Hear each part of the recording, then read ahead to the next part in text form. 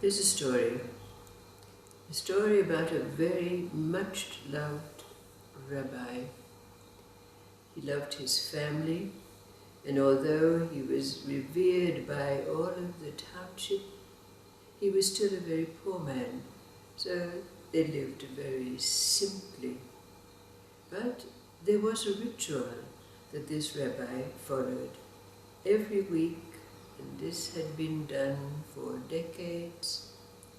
He took time on the day before the Sabbath day, before the evening meal with his family. He would gather together a few dried fruits and some nuts and a flask, and he would go out into a forest nearby the village, where he loved to listen to the sound of the birds, the rustling of the leaves in the trees as the wind blew. This was his time that he spent with God. This ritual went on, as was said, for decades and decades. But then, one day, when he'd gathered together his fruits and nuts and his flask, it was a wonderful day. The sun was shining, the birds were singing, the grass was rustling as he trod. But as he entered the forest, suddenly the clouds came down, obliterating the sun.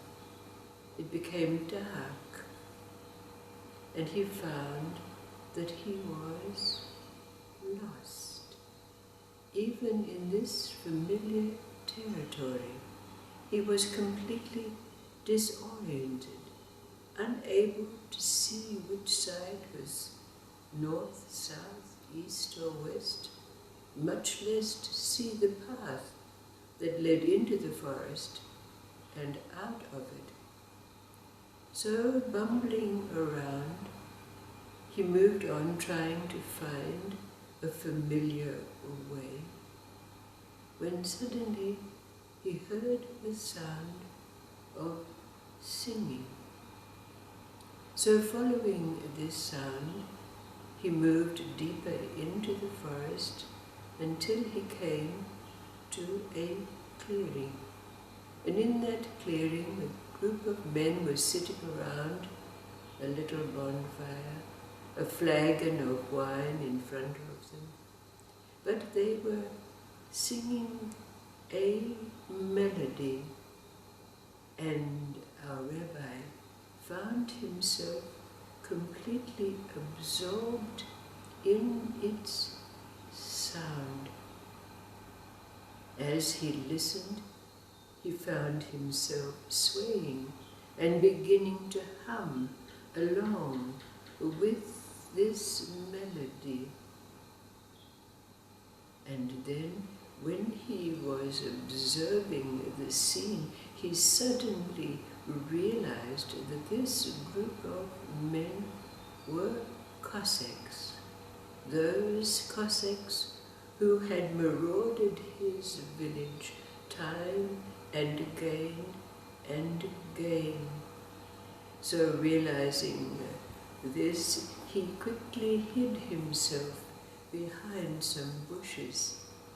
But again, the music enraptured him, enthralled him, so he found himself swaying and humming. And when the words came to him, he started to sing out loud, loudly, until, of course, the men sitting around, even though now quite drunken, were aware that he was there.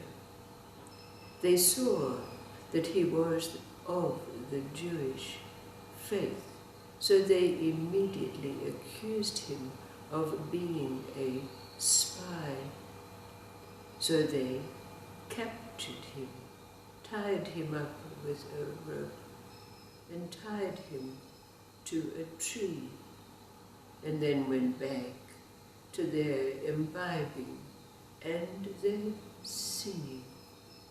But the rabbi, instead of shaking and being afraid, he found himself again totally enthralled by the music. And before long, the Cossacks, having taken so much alcohol, went one by one off to sleep into drunken slumber. So the rabbi was able to loosen his bonds and make his way back into the dense forest. But as he went,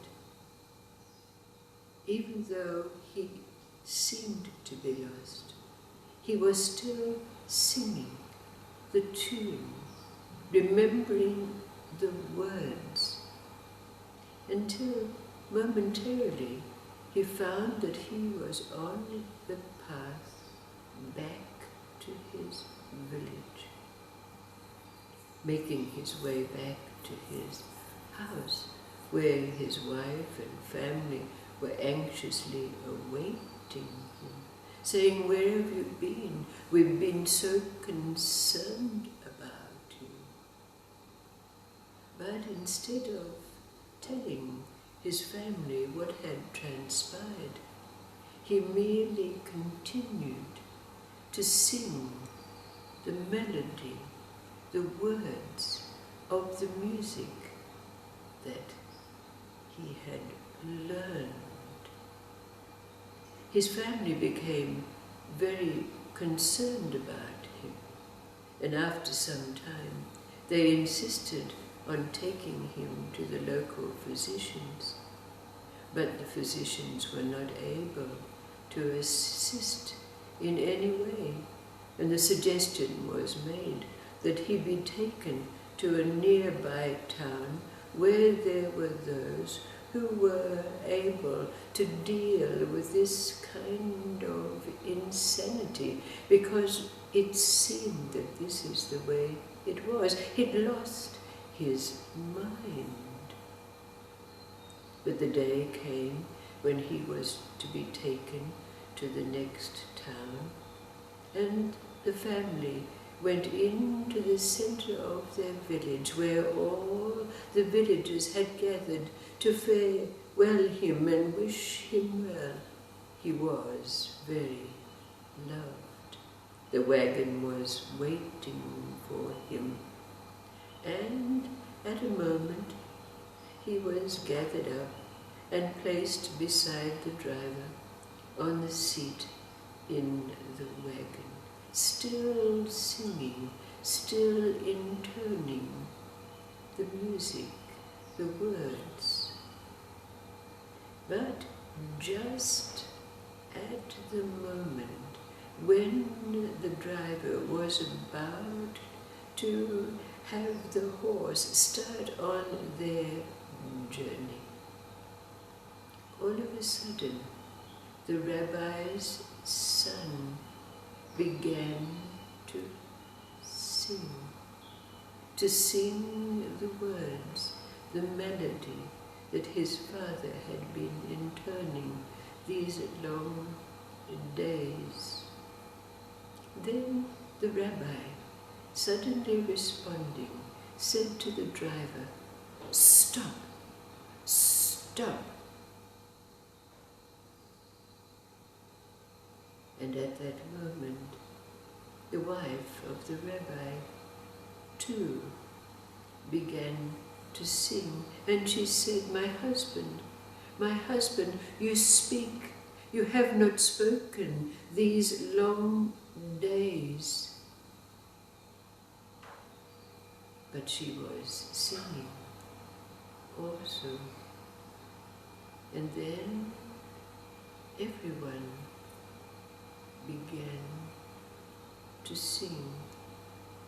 His wife, his children, the villagers, the whole town began to hum and sing the music brought by the rabbi.